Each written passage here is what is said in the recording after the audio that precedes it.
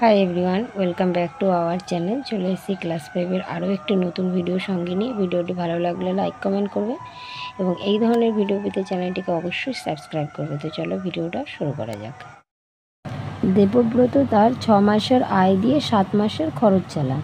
তার মাসিক খরচ 12,270 টাকা হলে মাসিক আয় কত?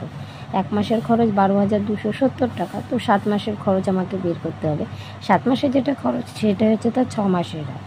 তো চলো আগে 7 মাসের খরচ বের করি। 7 মাসের খরচ, তো 1 মাসের খরচ হচ্ছে 12,270 টাকা। তো 7 মাসের খরচ বের করার জন্য গুণ করব। 7 শূন্য শূন্য, 7 7 49, 9 হাতে 4, 7 দুগুণে 14, 14 পরে 4 ঘর 18, 18-র 8 হাতে আমার 1, আবার এই 2 সাথে 7 দুগুণে 14, 14 আর হাতের 1, 15, 15-র 5 হাতে 1, 7 একে 7 আর হাতের 1, 8 টাকা। 7 মাসের খরচ 85,890 টাকা। তো এটা হচ্ছে তার 6 মাসের আয়। তো লিখি, প্রথমেই বলেছে 6 মাসের আয় হচ্ছে তার 7 মাসের খরচ। তো 7 মাসে যেটা বেরিয়েছে সেটা হচ্ছে তার 6 মাসের আয় কত? 85,890 টাকা। তো 6 মাসের আয় যদি এটা হয়, এখানে 1 মাসে মাসিক আয় চেয়েছে, তো 6 মাসের আয় যদি এত টাকা হয়, 1 মাসের আয় কত?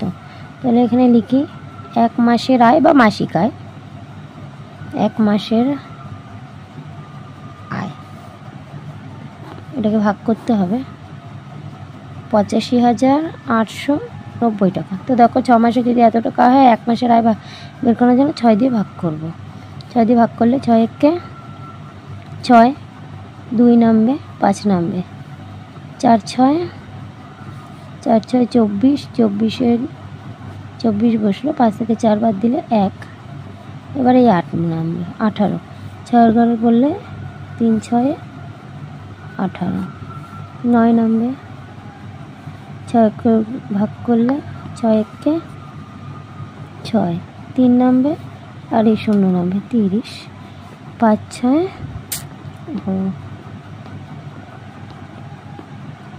5 30 হলো 14,315 টাকা। ভালো করে রেখে একটু ঘিজিমিজি হয়েছে, 14,315 টাকা।